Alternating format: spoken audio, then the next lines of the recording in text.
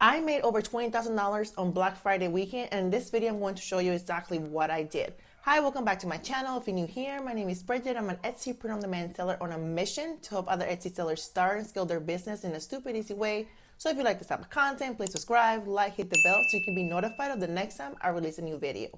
So the number one thing that I did, and it's always the thing that I'm gonna be talking about, and that if you watched any of my other videos, you will always hear me talking about, and is research. That is the key to success in this business. You need to be doing research. And what I mean by doing research, I don't mean like going on Etsy and spending 5 seconds and then saying like, I'm gonna go design this. No, I mean, you need to prime your brain. You need to teach your brain and show your brain what things are selling. You need to teach your eyes to figure out what things are doing well. What I mean by research is going on Etsy, spending time looking at items that are in demand, 20 plus in the cart, bestsellers, or also studying retailers. Like go and follow the other retailers that you shop at and see what items are selling for them.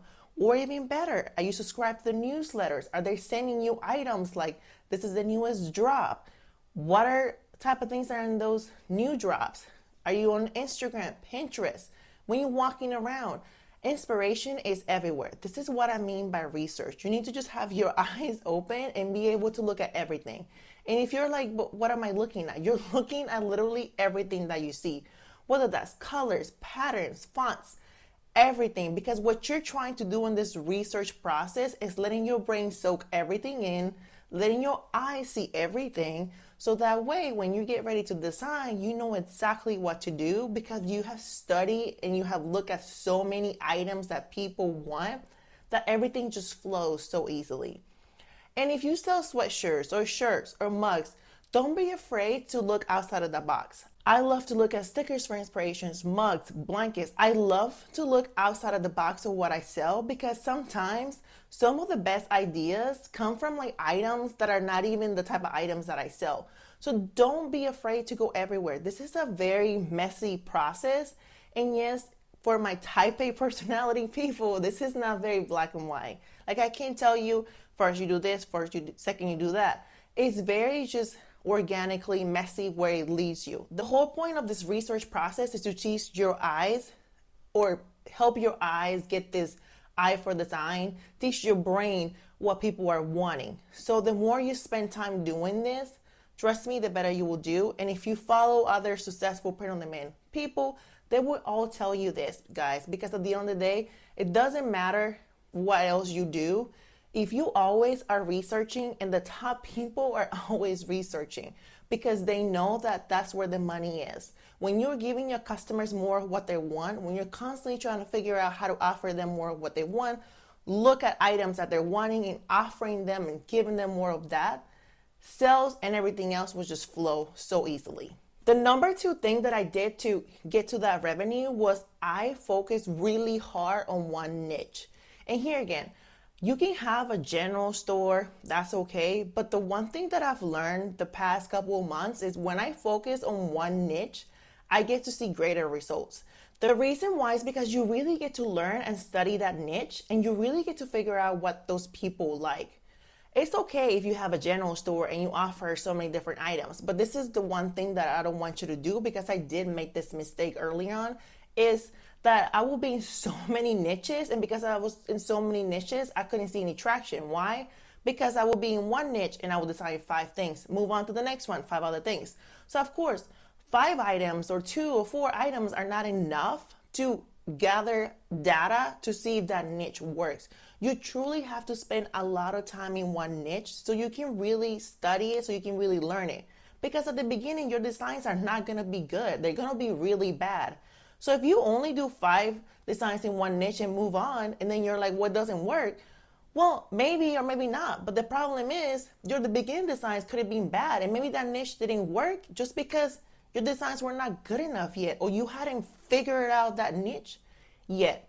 So the best piece of advice that I could give you is focus on one niche at a time, or max 2 to 3. Don't go crazy. Don't go overboard. Don't have 50 billion niches all at one time, because you really need to get good at a niche. You really need to study the people, what they want, what they like, etc. And the best way to do that is by really honing into it. Because what happens is you end up learning exactly, what type of products they like, the fonts, the colors, the patterns. And guess what? You also end up increasing your order value, because when there's people end up at your shop, they're like, oh, I like this, I like that, I like that. So you end up with a customer that buys 2, 3, 4 items at a time, or they become repeat customers because they know that you sell exactly what they want. Another thing that's really important about focusing on one niche is that just because you create a design, it doesn't mean that everybody in that niche is going to like the same design. So that's why you have to have so many different types of designs, because one might resonate with that person, but that same design might not resonate with that same niche. So for example, you might have like a very simple just font design, and some people might buy it, but then some other people in the same niche might not like that. They might like something that's a little bit more bold, retro, colorful. So that's another reason why you really need to spend a lot of time in one niche, because you need to offer a lot of different types of designs, because not everybody, just because you're in the same niche, you're gonna like the same type of things. And that has been true in my shop. I have so many different designs in one niche, and they all sell for various reasons, because even though those people are in the same niche, they don't like the same things. And also too, products, like maybe somebody likes a shirt. So really truly hone down on a niche, focus on a niche at a time. Don't be all over the place. Really study and learn the niches that you're in. And if one is working more than the other, don't be afraid to let all the other ones go and follow the money. Focus on what's working and let go of everything else. Truly, I wouldn't be all over the place with so many niches, especially at the beginning. I wish I would have done this differently, because I think I would have had a faster or better success if I wouldn't be so all over the place, and if I would have just really tried to study and learn one niche at a time. The third thing that helped me be successful over that weekend is adding personalized items. And I know personalization can really be a pain, and that's the reason why it took me so long to add it to my shop. But guys, I'm telling you, that really skyrocketed my sales. And since I've added personalized items, my shop has truly taken off to a whole other level. And the reason, again, people come to Etsy to find unique items that they can't go to another retailer and find it, whether it's online, Walmart, Target, anywhere else. They want to find things that truly resonates with them. And there's no more of an emotional connection or resonating with somebody than by offering things that they can add a name to it, a date. So yes, it can be a pain. Yes, it takes a little bit more work, but there's so much money to be made, especially if you're trying to break into a niche, or even if you're new to a niche and you're just not seeing that offer. That's a great way for you to stand out, because you're not going to look like everybody else, because you went a step further and offer people a choice to either add a name or a date. And yes, there is a new app that you can use called Hello Custom that helps you, with customization. I haven't been able to use it because my customization is a little bit more advanced than what they're offering. But truly, if you can add personalized items to your shop, please do it. Whether you look at your designs right now and see if you can add personalization to them, or as you move forward, think about how you can make this personalized. Because trust me, personalized items are the perfect way to stand out. And if you don't believe me, go onto Etsy and find shops that do personalization, and you will see that they're killing it versus other shops that might have been open at the same time as them, and they're doing so much better. And if you go look at their sales, the main sales are items that are personalized. And the fourth thing that I want to add is I ran ads. And yes, I know ads can be a little bit scary and they can be overwhelming and a lot, but I'm at the point in my business that I want to be aggressive and I'm all in. So I do run ads at the max budget of $1,000 a day. And I know that sounds a little bit crazy and you don't have to start there, but you should start somewhere. I started at $1, $2, $3, but now I'm at this point that I want to get my business to the next level. So I'm not afraid to do $1,000 a day. Not that I even spend that. I have never even spent that. I think the most that I might have spent in a day is $200 a day. But this is the thing. I will not run ads just because you're desperate and you want to make money. Your designs needs to be good. Again, going back to the research, you need to be offering things that people want. Because if you go run ads on items that nobody wants, either nobody's going to click on it and you're going to say the ads don't work, or B, a lot of people are going to click on it and spend your money and then you're still going to say the ads don't work. So please, I beg you, before you go run ads, make sure that you do your research, that people want your designs, that your SEO is good, that pretty much your whole listing is optimized. So if you want to start ads from a more like safer position or safer place, run ads on items that are already working for you. And this is another thing that I want to say. Running ads at $1 a day is great, but again, don't expect grandiose results from $1 a day, because it does take a little bit more, not just money, but time for experts to figure out who to serve your ads to. So if you're spending $1 a day on a lot of listings, that is going to run fairly quickly, and you might not even still see the results that you're looking for, and you might get frustrated. So yes, start where you can, but just know that you need to keep your expectations realistic. And I will not run your ads if you're going to turn them on, turn them off. Do not get emotionally attached to them.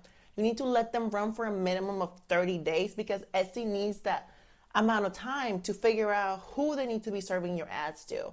So let them be, don't mess with them. Don't be saying, oh my God, I'm losing money. That is okay. And this is another realistic thing, or for at least for me, the main reason why I also run ads is because I'm trying to get more eyeballs into my items, and because I'm trying to acquire new customers that I wouldn't otherwise. So you gotta keep your expectations realistic, because you are not, you could be profitable from ads, but at the beginning, because Etsy's learning, figuring it out, you might not, and you cannot get emotional about it. You gotta just let them sit, let them be. You could go into the keywords and turn off keywords that are relevant to your product. For example, if you're selling a shirt and it's up still showing it to like a mug or a PNG, of course, turn those keywords off. But don't go in there and turn the ad off completely just because, oh my God, I lost like $2, $3. Like, you need to let it be for a minimum of 30 days. And just so I can give you numbers, like for my ads, last month, the month of November, I spent and I got a revenue. And from running those ads, I was able to get new customers that I wouldn't have acquired otherwise. So to me, my ads were well spent. And I have them set to run at $1,000 a day. So if you're looking at this math, I didn't even spend close to that. Because if I would have spent $1,000 a day, my ad spend should have been like $30K, and I barely spent $1,000. And just to give you more specific numbers for the whole Cyber weekend or Black Friday weekend, however you guys call it, I had 619 orders, which, like I said, for my ads, 200 or something came from those ads. So, I mean, almost like, was it like 1/3 of the orders came from ads. So I had a total of 619 orders. I had a conversion rate of 8.7, and I had a revenue of $21,634.25. And again, that's revenue, that's not profit. I don't really have a profit margin right now because I calculate it on a monthly basis, but it fluctuates between like 15, 30%. So again, I'm sharing these numbers for the people that are feeling like down, or they're feeling that this is not working.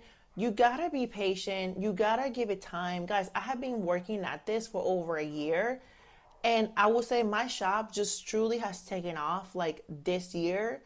And the reason why it has is because I do this every single day. I put in the time, I put in the work, I put in the effort. I do the work every single day. So if you're the person that's doing that, don't give up, keep going, keep trying. And the number one thing, again, that I'm going to leave you with, and that you should always be going back to, is researching.